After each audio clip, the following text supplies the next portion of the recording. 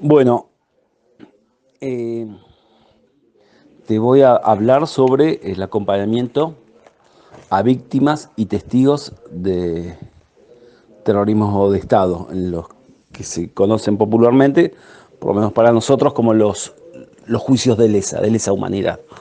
Eh, a partir de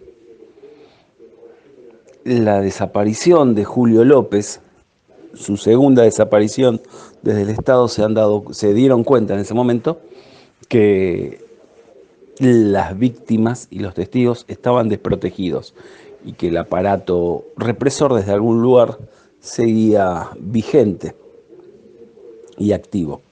Es por esto que se empiezan a hacer los nuevos programas, estos programas para localizar a los testigos y a las víctimas, y ahí se genera el Centro Ulloa, que participa en todos los juicios a partir de ese momento del país. El cual, y después también el de Verdad y Justicia. El Centro Ulloa es el acompañamiento psicológico, y Verdad y Justicia también hace eh, cuestiones de seguridad, vamos a explicarte, que hace informes en los cuales dice, bueno, a ver, esta persona corre más riesgo o menos riesgo, y ahí, bueno, se activa toda una situación que desconozco, pero nada, de custodia, cuidado, y por lo que me han comentado en algunos casos, sobre cambios de identidad directamente. Otra cuestión es que yo veo el cuerpo del acompañante. Eh, Recuerdo una señora que declara: me siento también a su izquierda, un metro más atrás. Esto te decía hace un rato. Hay en juzgados en que quien acompaña al declarante durante el juicio puede estar sentado al lado. ¿Sí? Nosotros acá lo hacemos atrás, una disposición de este tribunal. Eh, y la tipa empieza a relatar cuando la lleva el ejército. Frío, hace mucho frío acá, Vladimiro, y me da sueño. La agarra el ejército y la sube al camión del ejército, la van a buscar a la casa, eran todos soldados, y, y empieza a relatar cuando le sacan a su beba de los brazos. Eh, mi concentración fue al brazo. Veía de atrás ese brazo como se retorcía y se tensaba, iba, venía, y mientras lo hablaba ella seguía luchando para que no le sacaran a su hija de las manos. Eh, Me reacomodé en la silla porque fue muy fuerte escuchar y ver eso para mí, y bueno, volví digamos, a la distancia óptima, para poder estar atento a si esa señora testigo en ese momento necesitaba algún otro tipo de apoyatura. Nada, el reacomodar el cuerpo y el pensamiento ante estas situaciones. Igualmente, bueno, nada, sigue testimoniando. Su hija actualmente hoy tiene 30 y pico de años, viven con ella en España. Esta mujer viajó de España para poder declarar acá. A veces estos acompañamientos se basan en la escucha, es en ponerte a escuchar a las personas. Si hay una posibilidad de una entrevista anterior, es como que la gente, al hablarte, se ordena nuevamente, transmitirle seguridad durante esa declaración, saber que uno está ahí y escucarlos después. A veces el acompañamiento es eso, acompañar y estar. Y después de que declaran, las miradas, sostener, nada, no sabes, Vladimiro, los tipos, las mujeres salen más enteras para mi forma de ver, pero los tipos salen, cruzan esa puerta y caemos en ese lugar, circulación interna del tribunal, y nada, quedan molidos. Vos sentís como que los revolvieron a cagar a trompadas, los volvieron a torturar. Y tener que armar ese cuerpo con un abrazo, sostener con una mirada, es, es función del acompañante terapéutico. Una cosa importante que ha sucedido acá es que, bueno, que como acompañante terapéutico, no sé si hay en otro lugar, sí, creo que como acompañante terapéutico, digamos, esto de coordinar y estar un poco a la cabeza de todo esto nos reivindica como un espacio, otro espacio donde se ha logrado incursionar y sostener nuestro laburo. Eh, Hace unos años se acerca que es una amiga mía, una abogada que trabaja en el Centro Ulloa haciendo acompañamiento a testigos, plantea qué podemos hacer desde salud mental de la municipalidad para aportar acompañamiento. Se hacen todas las gestiones y termina habiendo un convenio marco entre Departamento de Salud Mental de la Municipalidad, Secretaría de Salud de la Municipalidad de General Pueyrredón y el Centro Ulloa. A partir de ahí recibimos 2 capacitaciones en las cuales vienen personas que han tenido estas experiencias en otro, más que nada en provincia de Buenos Aires, y luego de las capacitaciones largamos con los juicios. En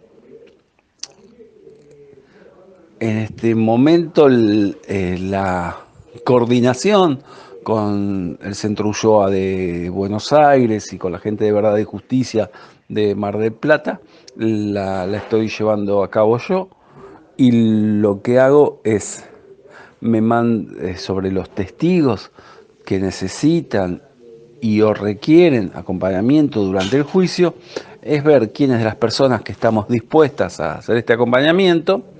Digamos, si bien hay muchos profesionales de salud mental en la municipalidad, no todos quieren hacerlo de esto. Te diría que llegamos con los dedos de una mano. Se les asigno, según el perfil de lo poco que leo, son 3-4 párrafos, y de lo que me comenta quien ya conoce a ese testigo, que suele ser la gente de Verdad y Justicia, oriento a que el acompañamiento lo haga o un psicólogo, un psicólogo, o digamos, el grupo somos psicólogos y acompañantes terapéuticos. Depende del perfil de la persona a acompañar, oriento que toda esa data sobre más características de la causa sea de tal cual persona o sea yo.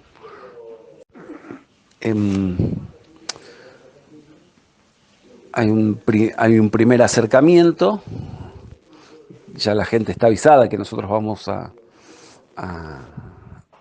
llamarlos. Solemos hacer estos llamados juntos con una voz de las abogadas de Verdad y Justicia, o ella llama a la mañana y a la tarde ya nos estamos comunicando nosotros. En algunos casos hay una primera entrevista. Una de las cuestiones más importantes es, muchos no declararon. Bueno, ahora, por ejemplo, en Mar del Plata en este momento hay una mega causa con 500 testigos. Muchísimas de las declaraciones por ahí ya son firmadas desde los juicios de la verdad o de otros juicios que son lo que se llamó base de naval 1, 2, 3 y después residual.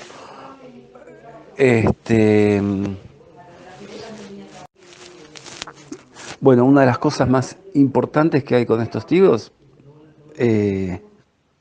víctimas, ¿sí? Es situarlos en el espacio físico. Van a hacer su declaración frente a 3 o 4 jueces federales,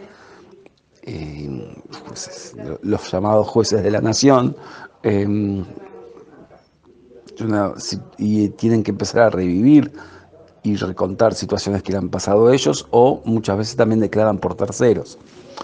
¿Qué es declarar por tercero? Es, por ejemplo, un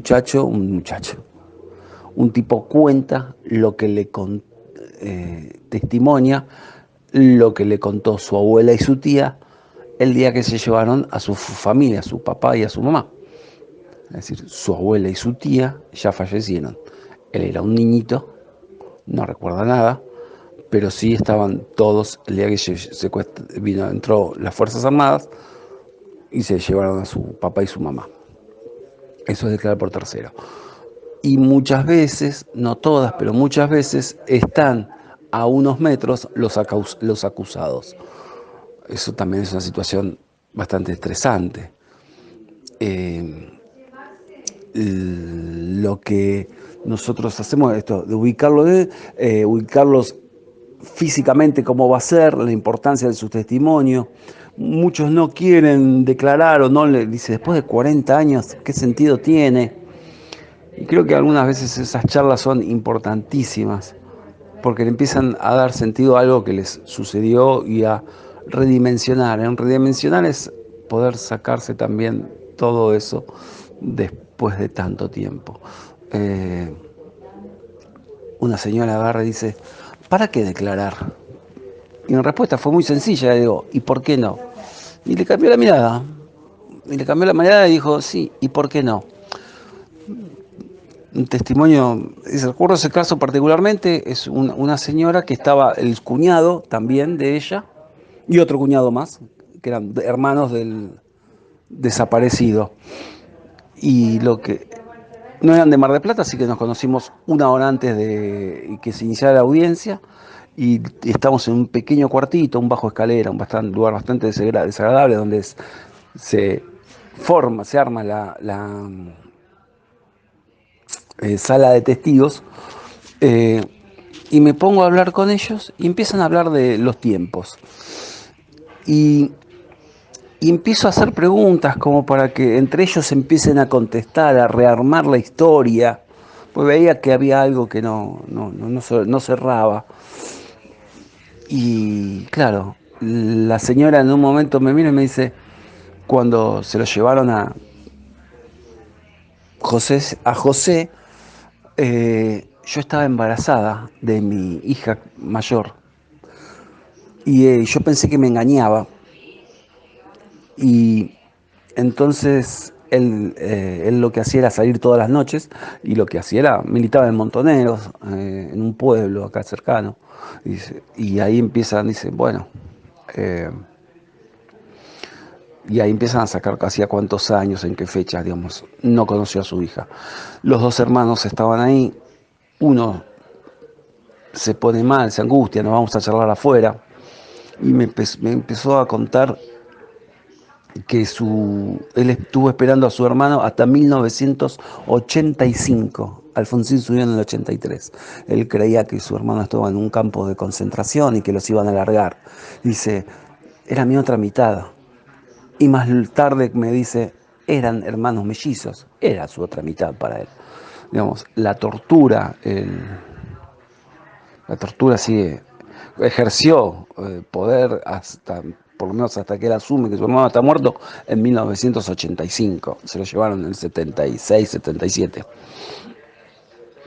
Y él pudo sí declarar y reivindicar el pensamiento y el accionar de su hermano y el de él. Y el otro hermano, cuando pasa a declarar, bueno, nosotros como acompañantes entramos a la sala durante el juicio, nos sentamos, por lo menos la característica, de los tribunales del Mar del Plata. Hay algunos otros tribunales que son diferentes, depende de los jueces. Nosotros nos sentamos en una silla, casi siempre 1 metro atrás, y a la izquierda.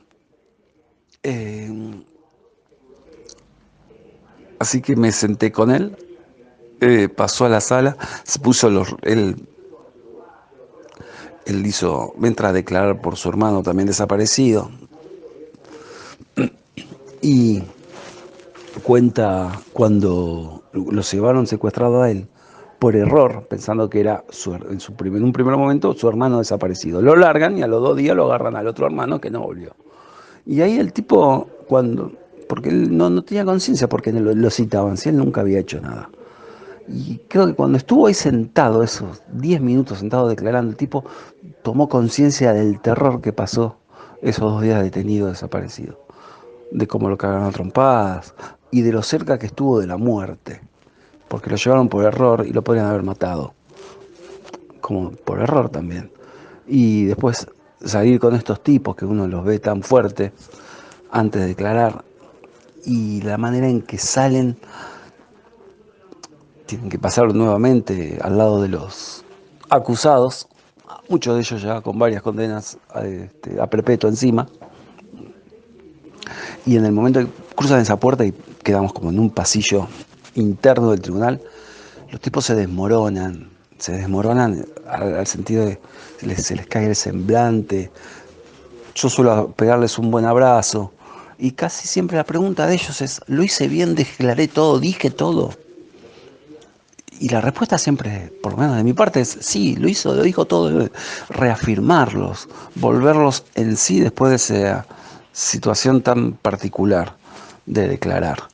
Y lo que ofrecemos también es desde como una de las partes de las políticas reparatorias del Estado. Una parte son las indemnizaciones, que no tengo la menor idea cómo carajo se manejan, pero sí la reparación psicológica, el acompañamiento en ese daño psicológico que muchísimos tienen.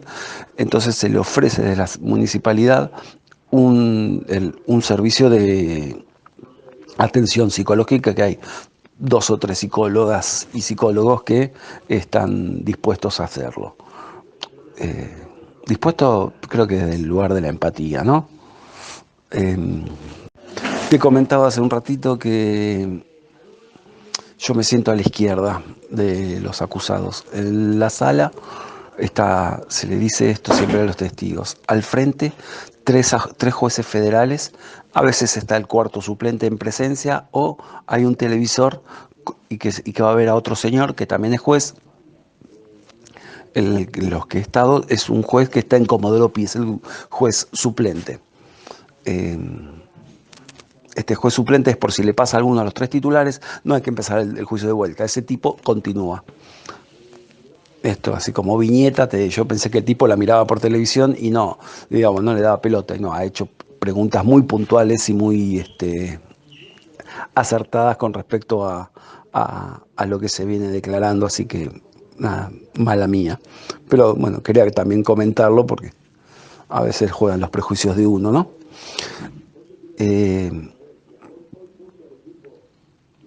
Nada, me siento a la izquierda porque en la sala uno se sienta al frente de los jueces y 2 o 3 personas más, hay de tribunal, el secretario y todo eso. A la derecha está la defensa, los abogados defensores, los defensores de oficiales, los defensores particulares, y atrás sentados los acusados con la custodia correspondiente: prefectura o servicio gendarmería o servicio penitenciario nacional. Digo, a veces hay más, menos fuerzas, depende cómo esté de caldeado el ambiente. Hay días que no pasa nada, no va gente a presenciar el juicio. Y a la izquierda de la sala, a la izquierda del testigo, están las fiscalías, las acusaciones, que están los fiscales federales y algunos fiscales de organismos de abogados acusadores de derechos humanos de nación o de provincia, y de algún organismo en particular. Y ahora hay en un juicio hay un abogado que también está acusando. Creo que él fue víctima y está también como abogado acusador. Es una cosa técnica que no sabría decirte. Bueno, nada, lo que siempre hacemos, y esto lo, lo, lo aprendí el primer día que fui, es sentarnos del lado de la izquierda, más allá de la forma de que uno ve el mundo, sino porque la primera vez que fuimos 8 o 10 personas a presenciar un juicio, y nos sentamos, y como éramos 8 o 10, nos sentamos todos a lo largo de una fila. Cuando salimos se nos acercaron 2 o 3 señoras de organismos de derechos humanos, de madres, y nos miraron y dijeron: ¿ustedes quiénes son? Y medio así prepotentemente. Y nosotros le dijimos, bueno, había psicólogos del hospital regional, un par éramos de la MUNI, y decíamos que estaba. Y entonces nos dijeron: ¿por qué nos sentamos así? ¿Y cómo que tenemos que sentarnos? Dice, la sala está dividida. De la mitad para la derecha, la gente que está con la parte acusada. Y de la mitad para la izquierda, la parte que está con la fiscalía, digamos. Así que ese día uno tiene que entrar y sentarse del lado izquierdo. Eh, hace unos años se acerca a que es una amiga. Eh, hace unos años se acerca a que es una amiga mía, una abogada que trabaja en el Centro Ulloa haciendo acompañamiento a testigos, plantea qué podemos hacer desde salud mental de la municipalidad para aportar acompañamiento. Se hacen todas las gestiones y termina habiendo un convenio marco entre Departamento de Salud Mental de la Municipalidad, Secretaría de Salud de la Municipalidad de General Pueyrredón y el Centro Ulloa. A partir de ahí recibimos 2 capacitaciones en las cuales vienen personas que han tenido estas experiencias en otro, más que nada en provincia de Buenos Aires, y luego de las capacitaciones largamos con los juicios. En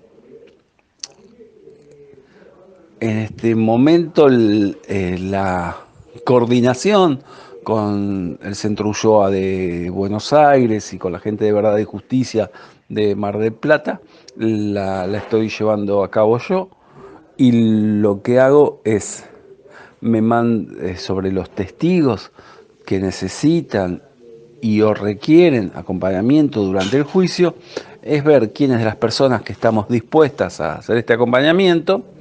Digamos, si bien hay muchos profesionales de salud mental en la municipalidad, no todos quieren hacerlo de esto. Te diría que llegamos con los dedos de una mano. Se les asigno, según el perfil de lo poco que leo, son 3-4 párrafos, y de lo que me comenta quien ya conoce a ese testigo, que suele ser la gente de Verdad y Justicia, oriento a que el acompañamiento lo haga o un psicólogo, un psicólogo, o digamos, el grupo somos psicólogos y acompañantes terapéuticos. Depende del perfil de la persona a acompañar. Oriento que toda esa data sobre más características de la causa sea de tal cual persona o sea yo.